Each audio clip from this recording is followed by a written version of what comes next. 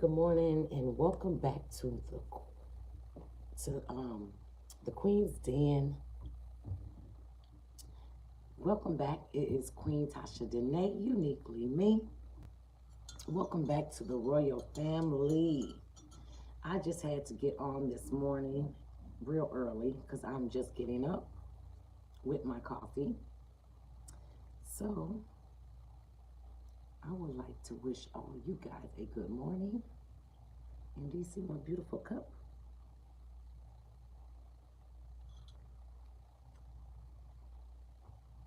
Again, welcome to my channel. It is your girl, Queen Tashadanay, uniquely me.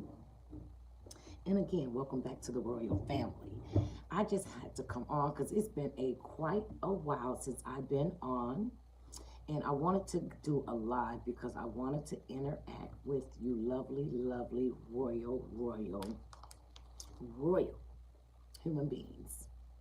And I think that's the best way to do it sometimes, because sometimes we have to get out of our element and not always film and then post. I like to interact with my subscribers and those that like to come on to my channel.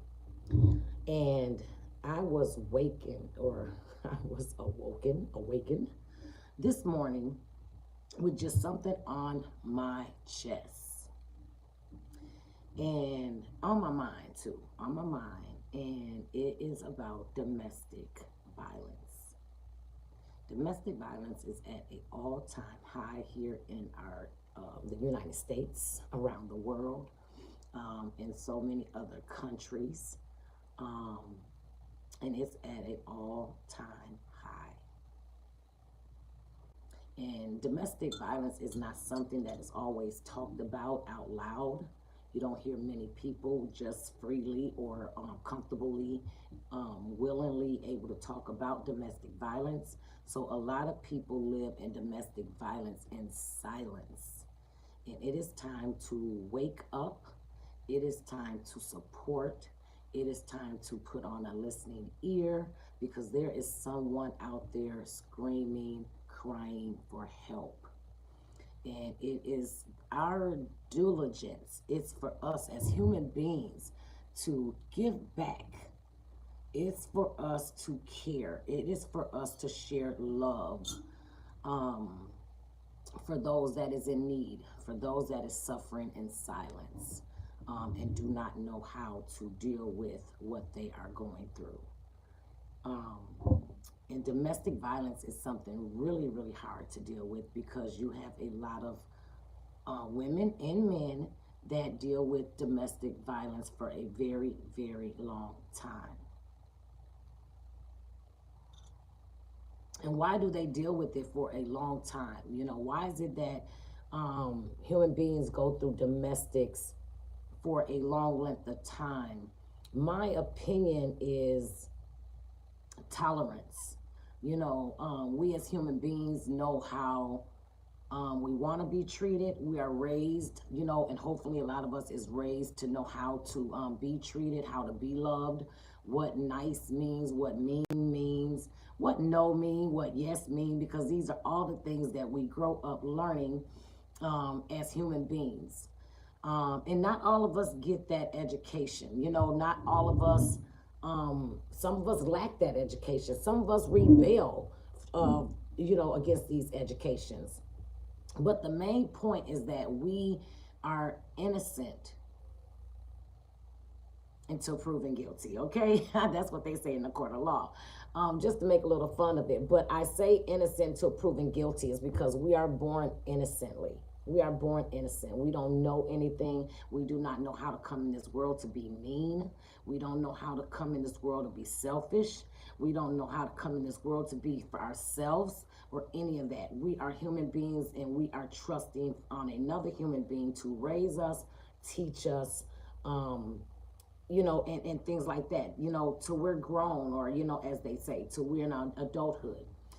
But I'm not going to get off subject. I want to stay on the subject of domestic violence.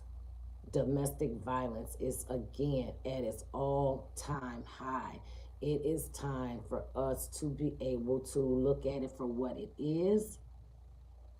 You know, When there's someone going through a domestic, and you may not be going through a domestic, you may be in your right state of mind, you may have it going on, your stuff might not stink, and if that's the case, that makes you a mandated reporter. That makes you a mandated reporter. So if you're that one that's saying it's not my business, it's not my concern, it's not me, baby, you are a mandated reporter. It is for you to have some concern. It is for you to show empathy. It is for you to show care, whether you know that person or not, because you are a human being. It should not be you just because you don't want to say anything or do anything. We are all here basically living in selfishness. I say selfishness because we all have either known someone or know someone going through something. And due to the love for them, you don't want to get your nose in it. You don't want to step, into their business, or you don't want to hurt that person because that person has not gotten enough or has not left that situation, or vice versa, of so many other reasons. That just kind of makes you what? Leave your comment down below. What does that make that person,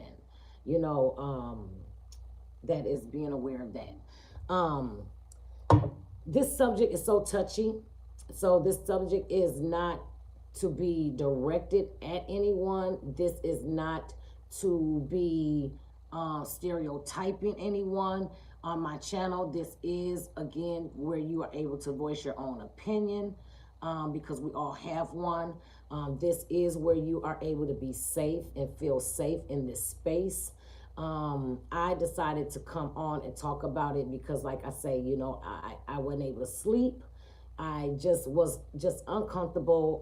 I had ended up getting actually some news from someone about someone I know that has gone through a situation, and it was just eye-opening, because on the outside this person is all good, so happy, vice versa. That is what you see. So that is why I wanted to come on, because a lot of people, men and women and men, deal with domestic in silence, where you don't even know, because sometimes you're on the outside looking in, and the outside looks so landscaped. Your grass is cut, your windows are clean, your mailbox handle is up, come get the mail. It's all the things that needs to be in place. But it's only when you see the inside or the emergency of a situation that you say, oh, and then you are taken back. But my thing today is to provide some food for thought, some education. God has put a purpose on me to use my voice. And I have decided to live in that purpose a lot more than what I do.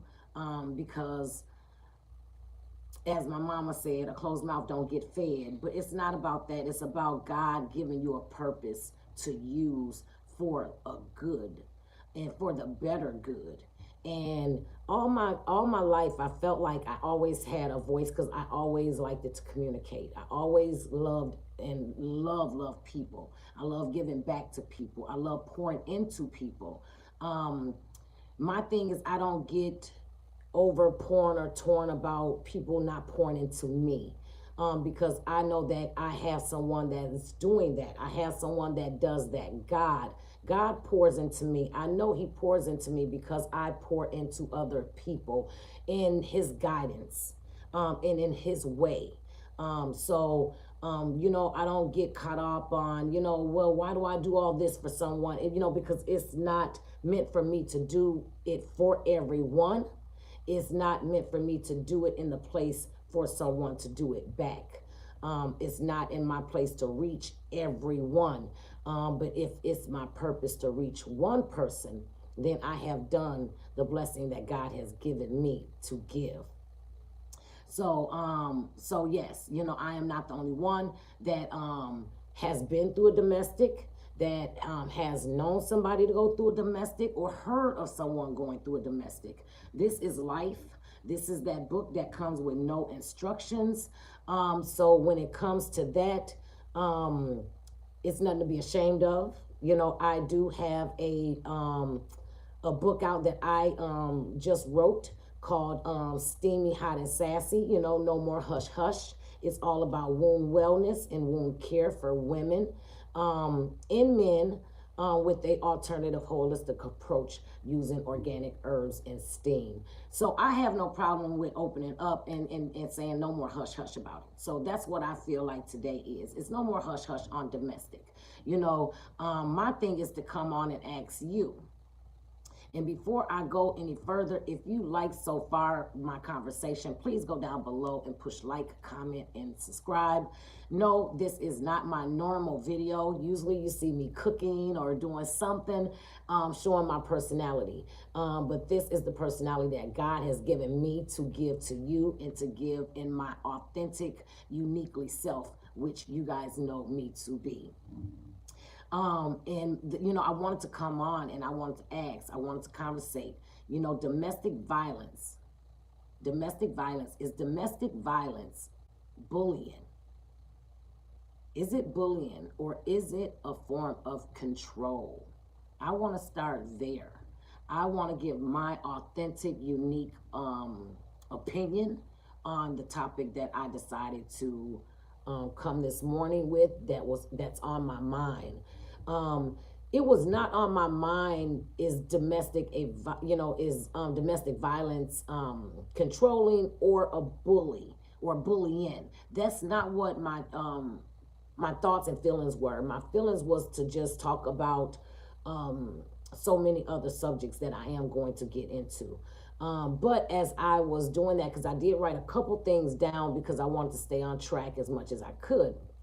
But it did come to me and said, is it a form of bullying and control? And I am so interested in your opinion on what do you think about that?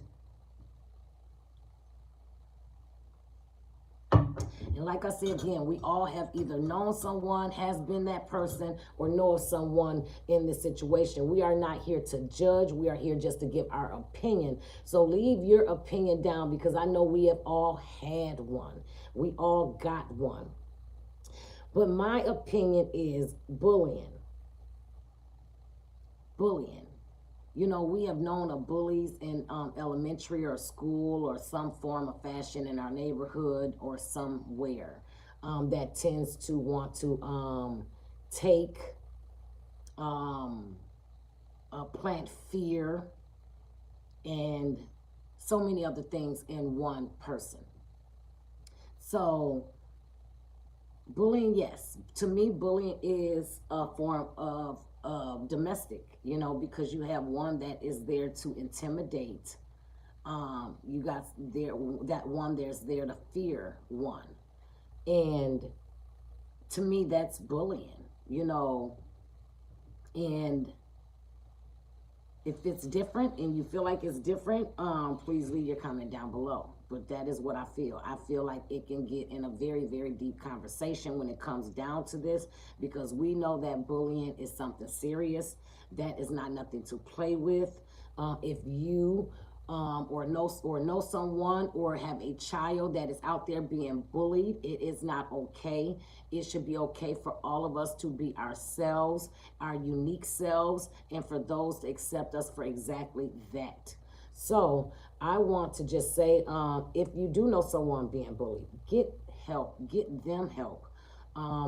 If you know someone in a domestic situation that is being bullied and don't have the strength to fight for themselves or get themselves out of that situation, yes, get them help. Again, you have the right to be your unique self. No one has the right to tell you, control you, defeat you, to be who they want you to be. That's not cool. Bullying, you know, it comes in the same hand of control, because a bully that is coming to school every day to take your snacks, to take your lunch, to take your lunch money, or whatever it is that they are coming there with intent to do is control. Because they have already said that they are going to control this situation. This narrative is theirs, and that's that, and that's it. So yes, domestic can be a form of control. You have a lot of women that, again, cannot necessarily take care of themselves, self-care the way they want, cannot take care of their child's self-care the way they want, because of control, because I don't want you to leave the door, because you're housebound, because maybe you're locked in a room, maybe you're confined in a place where you are not able to get any of these things. You are being controlled to the point of when you can eat, how you can eat, and just so many other things. So yes, domestic can be very, very, very effed up because it can come in so many different shades and fashions and all that. But we want to also be able to take accountability. And I am going to say that as a woman, I'm going to say that as a being 100% real. We have to take accountability, okay? Because like I say, at the end of the day, we all know right from wrong, okay? Whether you've been taught right or wrong or not, we all have a feeling, we all have an emotion.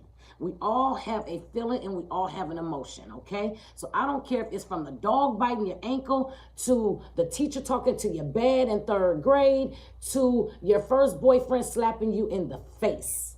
It hurts. It hurts, and you know it hurts. Whether it's a nick or whether it's a clap, okay? It hurts. So that's not something we can just act like it didn't happen. You cannot act like it did not hurt, okay? The next part of it is the emotion behind it. The emotion behind it. You got bit. It hurt. Whether you cry, whether you weep, whether your smile turned upside down, it was an emotion. How do you deal with it? How do you deal with it? Do you save your emotion because now the owner of the dog has came and said, oh, well, he or she didn't bite you that hard. Oh, it's not bleeding. It's okay. Oh, it's okay. Oh, it's okay. Is it because the teacher went to the principal and the principal said, oh, she didn't mean it or he didn't mean it like that? Oh no, I think you just took the word, that word wrong. And, I think that's what, that's all that was. It's okay, it's okay. Is it because you thought you said the wrong thing to a new boyfriend that slapped you and he said, oh, I'll never do that again. It's going to be okay. It's not a bruise. Oh, I'm sorry. I just got angry. I got triggered. I'm sorry. It's okay. Do you hear the words coming out my mouth? It's somebody else's okay. It's somebody else's okay. It's not yours. Do you see how 3 people already came before you can express your emotions to tell you it was okay?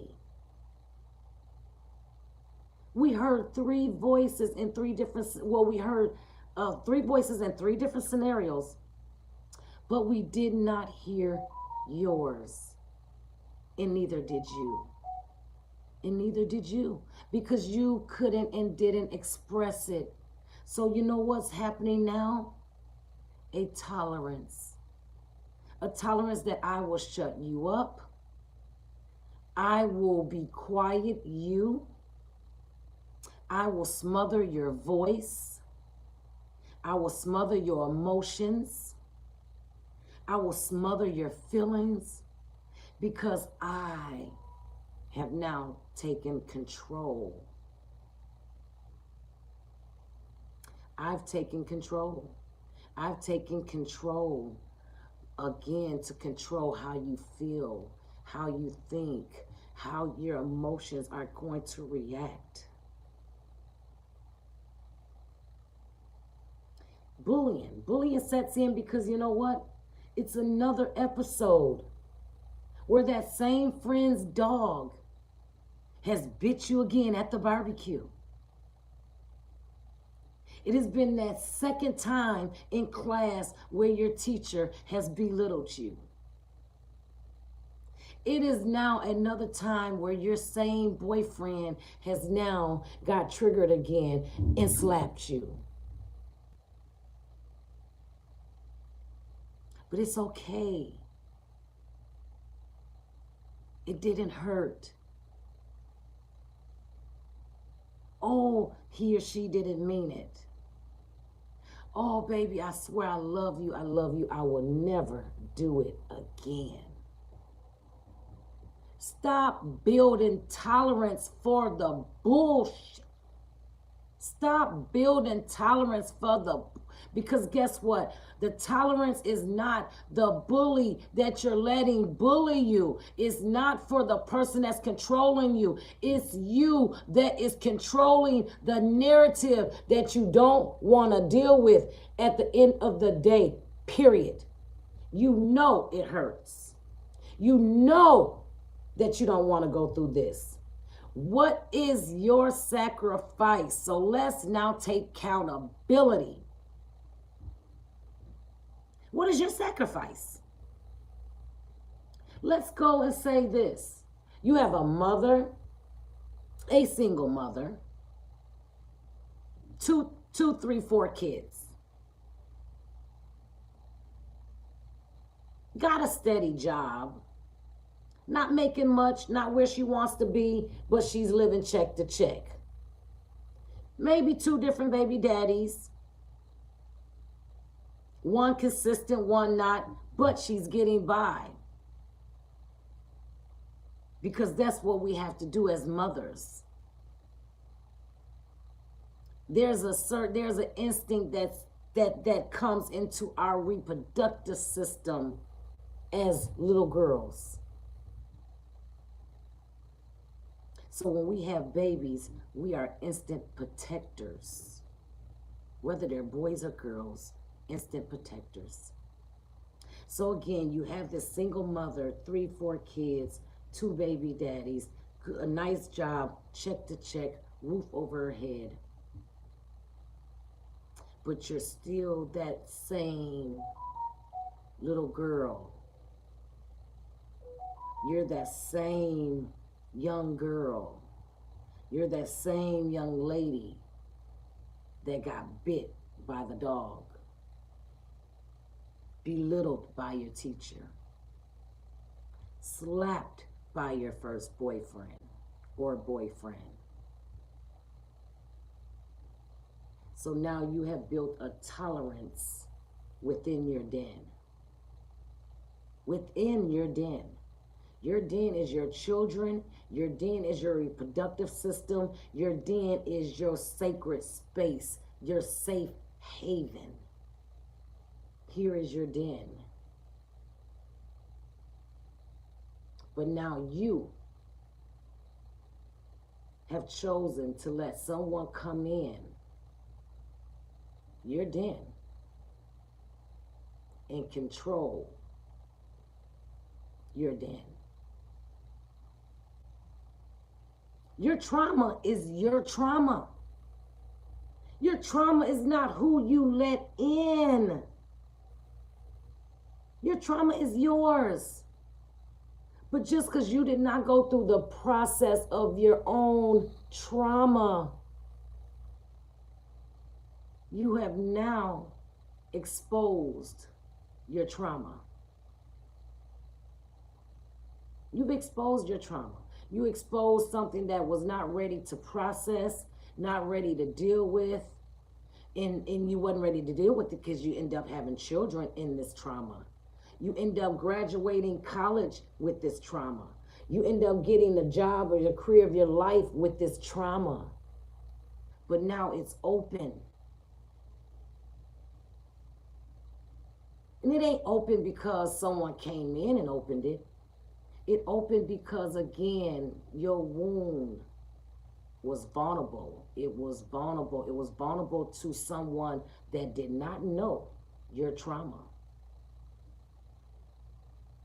So now for someone to come in and get to know your insecurities, your likes, your dislikes, your ex-loves, your past loves, how you loved your mama, how you loved your daddy, all these things that one has come in to get to know,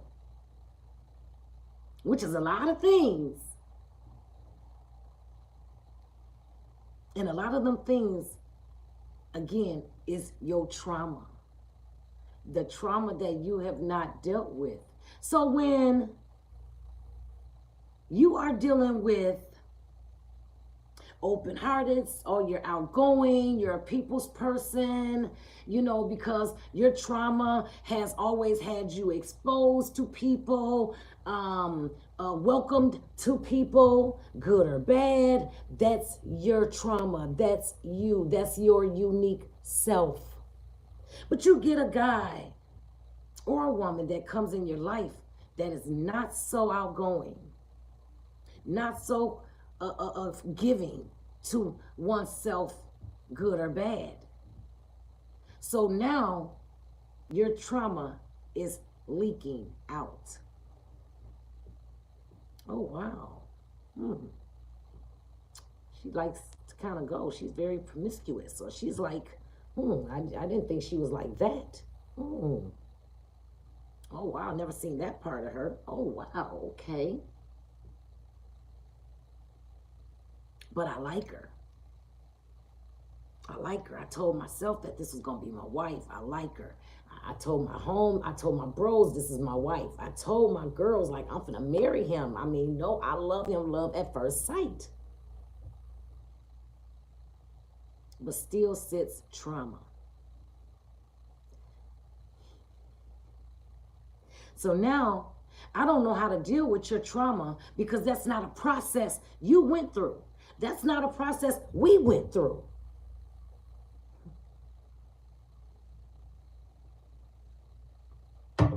So the best thing I know is to control the situation.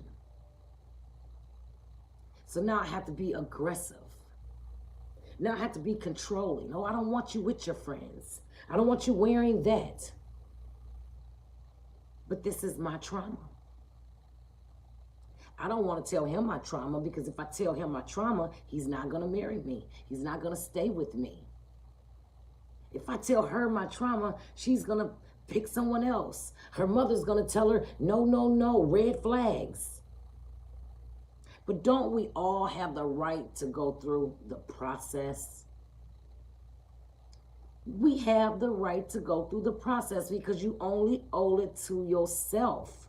No one else. You owe it to yourself to go through the process because once you go through the process of your life journey is going to be so much more easier. So much more easier to go through.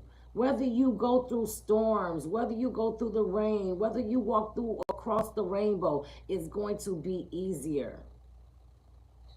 A lot of women go through domestic violence in silence, and in fear, to the point where is domestic also a suicide? Is domestic violence a suicide? I say it because, in my opinion, I'm just asking it because I know that a lot of women is afraid to come out and say things. A lot of women has dealt with so many ugly domestic violent situations. I mean, from being pistol whipped to guns pulled out on them to being cut or to being beaten almost half to death. That is a life-threatening situation.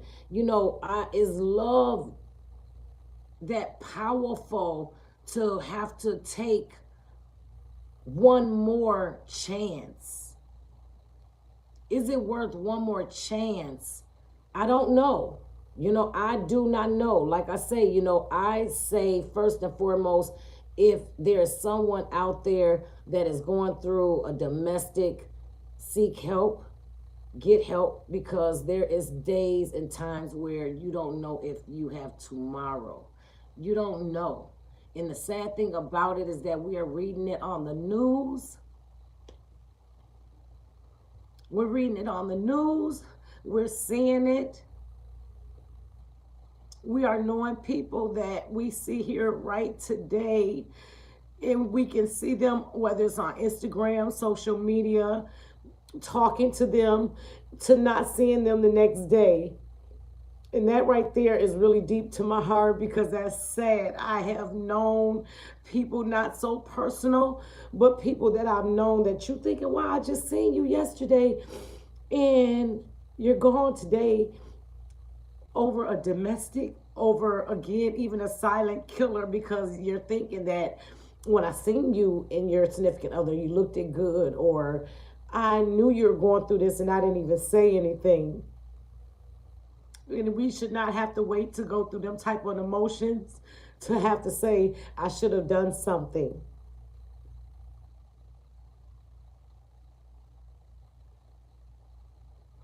My tears cry out, like I say, for one, for myself,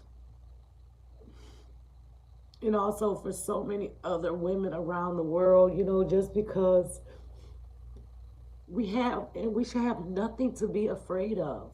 Nothing to be afraid of. Are we, I mean, and I'm not personally going through a domestic at all, but it touches so dear, because again, like I say again, whether you know someone, whether you heard of someone, whether you see it on the news, if you are a human being with emotions, this will do nothing but attack every last one of them.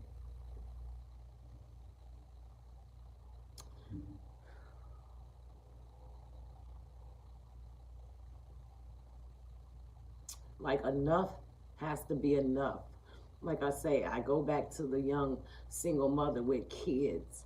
It's single mothers that have kids to live for, but not even understanding the love, the unconditional love that they should have eternally for their children, to live every day for their children, to outlive their children.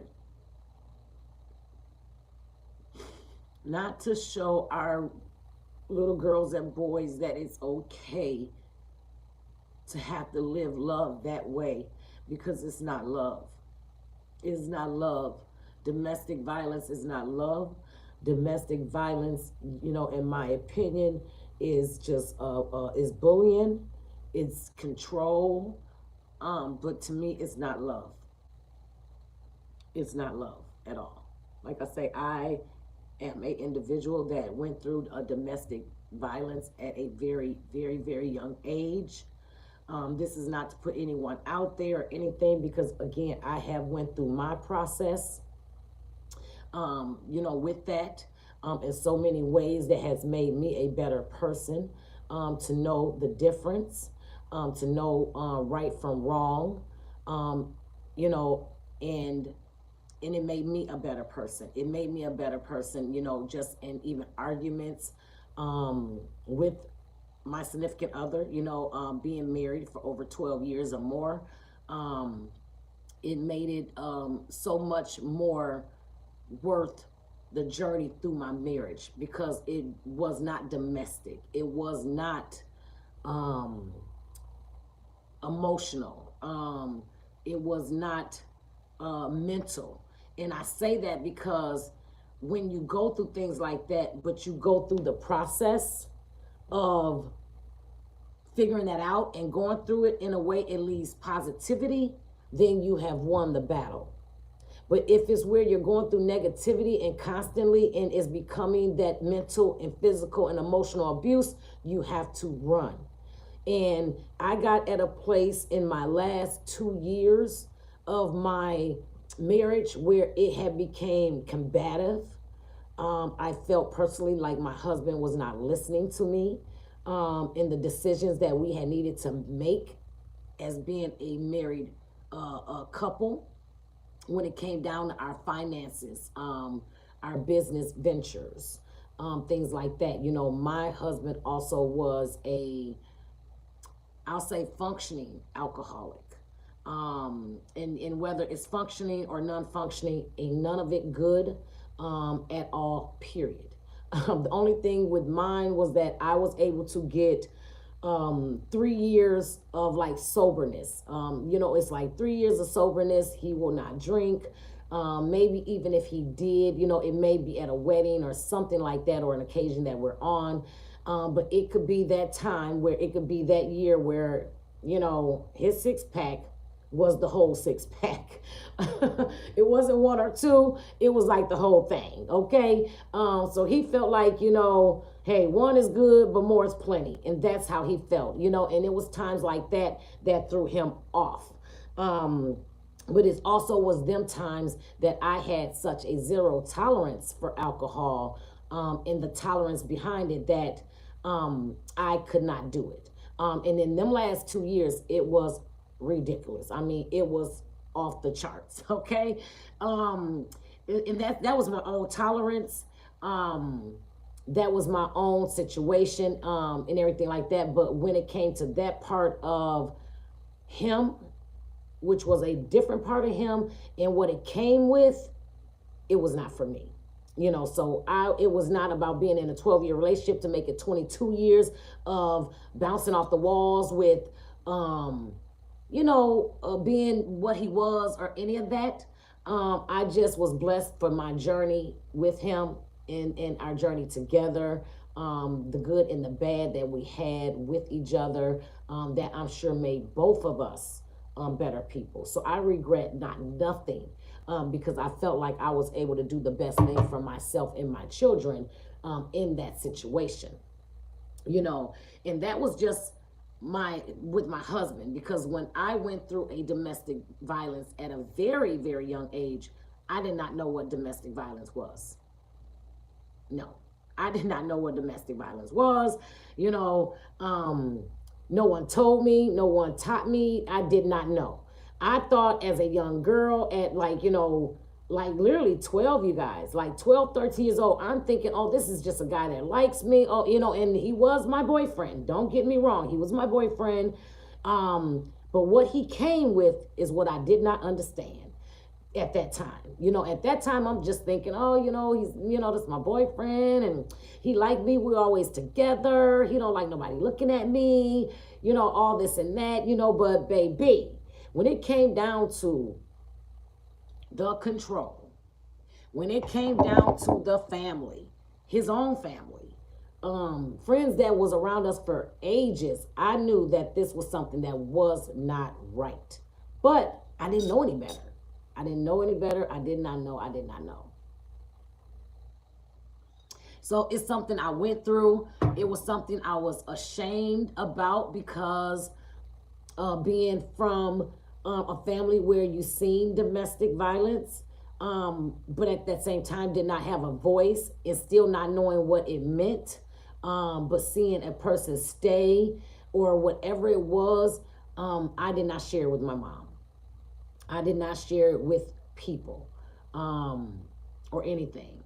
The first person that I shared my situation with, at a very young age, getting pregnant by this young man, and having a baby, and my first baby at 16, I shared it with my dad.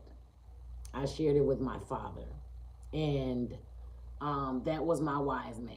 That was the man that was my protector. That was someone that I knew I could talk to, I could trust, and that will guide me. So I shared it with my dad. That was the very first person I shared it with. And out of the words and encouragement and education and that my dad gave me, was to be strong, to understand the difference between hurt and pain. Bless my daddy's soul. Bless my dad. I miss him so much. Rest in peace. But as a young lady, that is just what my dad told me. He said, know the difference, baby girl, between love and pain, because they both hurt different. They both hurt different. And regardless, as a young girl, with me not having just a what I needed there to show me the difference, my dad gave me more than I probably could ever accepted from anybody at that time. And it probably took me a while to really realize still the difference between love and pain. But I got it. I got it. I got it. And at a very young age of having a baby at 16, I knew that I would not, and my daughter, for one, would not see domestic violence. So just to tell a little bit of my story, I left that situation very early, very quick, pretty much probably 3 months before I had my baby. And I knew that I had, in the best interest of my daughter, I knew that I could not put her in that situation because I knew that it was not going to get any better, because at that time as a young girl, I did not have any control. At that time where I'm at now and looking back at my then boyfriend, did not have control. We both came from brokenness. We both came from someone that was not able to share with us what it meant to be loved and to feel loved. So I knew that he had no control. So I had to take my bundle of joy, my pride and joy out of the situation for the best of her. It was not for the best of my selfishness. It was not for his selfishness. But at a very young age of a little girl, I had to make that decision for myself, because what my dad told me was that I had to know the difference between love and pain. And I knew that my daughter would have went through pain seeing me go through such a domestic, and especially me not understanding it as a young lady or a young girl and then a young mother at 16. So that's what I did. That's what I knew to do, whether that was selfish or not. And if you think that was selfish, please leave your comment down below. And please please look at this video all the way to the end. I know that is long, but look at it, watch it to the end. And if you do watch it to the end, please leave a purple heart down below letting me know that you did watch this to the end. But if you think that was selfish, please just leave your comment below, because you do have a comment and an opinion. I appreciate every last one of them. Like I say, this is a safe space where you are able to be yourself, express yourself, and not feel judged.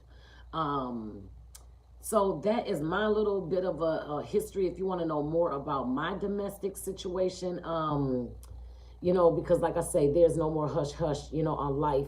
We have lived life, suffered, smothered more than enough to kill ourselves. And that's something I refuse to do. I refuse to do that, because I promise to live my best life. I'm going to live my best life to the last of my life and the last of my days. And that is what I would love to see all my beautiful royals do, is to live your best life. Stop living in silence. Stop living in your own control. Stop living in your own bullyingness and everything. We all deserve to be happy. If you are not happy with someone, pray to God to put it on your spirit to want to see you and that person happy, even if it is not with you. Because controlling the situation that, again, is never in your control is not good. It is doing nothing but controlling bad habits, negativity, hurt and pain, and sometimes eventually death. A lot of these domestics are suffering from, again, deaths at the hands of their abusers. Before we let it get there, because everyone has to be accountable for their reaction. And before it gets there, you already know where you are at with it. Is there a such thing as I snapped? Was your argument last night still fresh today? and you did what you did and what you thought you wanted to do last night? So did you snap, or did you just continue the anger and the pain that you had the night before? Is domestic violence suicide? Are women around this entire world living in suicide mode? Are they waiting for that last day? Are they playing Russian roulette with their lives, knowing that they have bundles of joys, children to live for, children to raise, mothers to love? Do you think domestic violence is a form of bullying and suicide and control? If so, this is your Queen Tashadanay. I would love your opinion. Let's chat about it. There's no more time for the hush hush. It is time now for the rush rush. Let's just save one life at a time. And if we can just do that one person at a time, just imagine the millions of hearts and souls that you will be saving. This is your Queen Tashadanay. Thank you for giving me your time. I'm out. Bye-bye.